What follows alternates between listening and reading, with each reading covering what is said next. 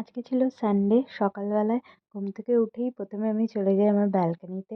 দেখো এবারে যে কটা গাছ লাগিয়েছিলাম তার মধ্যে এই গাছটায় ফুলগুলো ভীষণ ভালো হয়েছে। আর সব ফুলগুলো অত হয়নি, গাছটা একদম মড়ো মড়ো অবস্থা হয়ে গেছে। আর আমার যে স্ট্রবেরি গাছটা ছিল সেটাও একদম মরা মরা হয়ে গেছে। টমেটো গাছে ফুল এসেছিল, বাট ফুলগুলো আপনিই ঝরে পড়েছে, কি বাজে লাগে। ওটা সোদপুর থেকে চারা নিয়ে এসেছিলাম গাছের, তার মধ্যে এই ফুলটাই হয়েছে।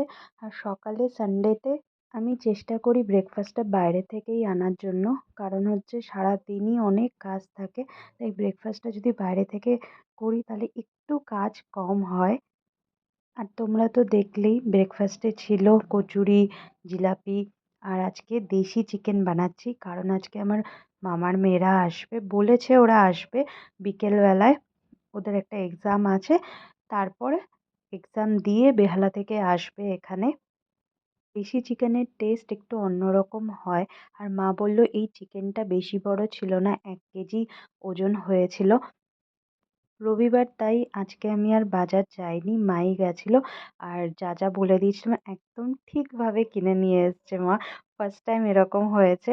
আর দুপুরে লাঞ্চটা ভীষণ সিম্পল, বেশি কিছু করছি না। যদি মামার মেয়েরা আসে, বোনরা আসে, তাহলে বিকেলে ভেবেছি যে অনলাইনে বিরিয়ানি দিয়ে দেবো অর্ডার।